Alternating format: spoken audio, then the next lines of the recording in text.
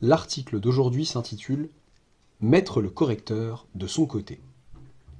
Il ne faut jamais négliger le facteur humain dans la correction d'une copie, quand bien même il s'agirait d'une science dure. Rendre à son correcteur la tâche agréable au possible, ménager sa susceptibilité, voire, idéalement, savoir se mettre à sa place, tout cela peut sensiblement influencer la note finale. Certains conseils portant sur le soin et l'orthographe peuvent sembler aller de soi, bien qu'ils ne soient pas toujours suivis d'effet, même à des concours dont on imaginerait que le prestige conditionnerait les candidats dans ce sens. Mais je veux insister aujourd'hui sur le fait de ménager la susceptibilité du correcteur. Prenez garde à ne jamais lui donner l'impression que vous seriez en train d'essayer de l'arnaquer. S'imaginer être pris pour un pigeon ne plairait à personne, et encore moins à un enseignant en mathématiques censé évaluer vos capacités en raisonnement. Je ne saurais vous démontrer que le niveau d'amour-propre intellectuel moyen d'un prof de maths excède celui de la population en général, mais cette conjecture ne me semble pas la plus farfelue.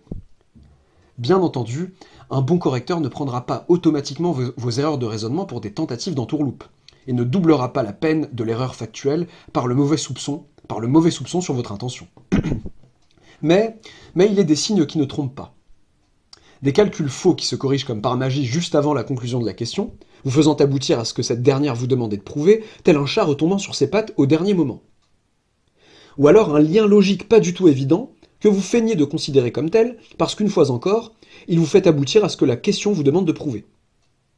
Ou enfin, une rédaction qui part de ce qu'il fallait justement démontrer pour feindre d'aboutir à ce qu'il fallait démontrer. Merci. A implique A, on savait. Il peut aussi s'agir bien sûr d'une erreur involontaire dans ce cas-là, mais sa gravité sur le plan du raisonnement rend presque obsolète la question de savoir si vous l'avez fait exprès ou pas. Donc A implique A, partir de ce qu'il fallait démontrer, à ne jamais faire. L'on peut comprendre la tentation, du point de vue de l'élève, d'écrire quelque chose plutôt que rien du tout, et de singer tant bien que mal un squelette de rédaction, même fallacieux, qui le mènerait à la conclusion attendue. Il faut comprendre que dans l'extrême majorité des cas, cette tentation est vaine. Votre entourloupe ne passera pas, et aura eu pour seul mérite de vous aliéner le correcteur, qui redoublera plus ou moins inconsciemment de vigilance et de sévérité sur les autres questions.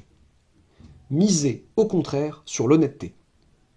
Du point de vue du correcteur, quoi de plus agréable que de lire un élève pas tout à fait parvenu au résultat attendu, et qui en fait honnêtement le constat, en expliquant brièvement la différence entre ce qu'il a obtenu et ce qu'il devait obtenir, ou en proposant une piste de résolution, tout en admettant ne pas avoir eu le temps ou la possibilité de la suivre. Brièvement, parce qu'il ne s'agit pas non plus de faire cela au détriment des autres questions ou d'ennuyer le correcteur avec vos états d'âme. Évidemment, l'honnêteté seule ne vous mènera pas à grand-chose. La belle affaire que de constater honnêtement n'avoir rien réussi.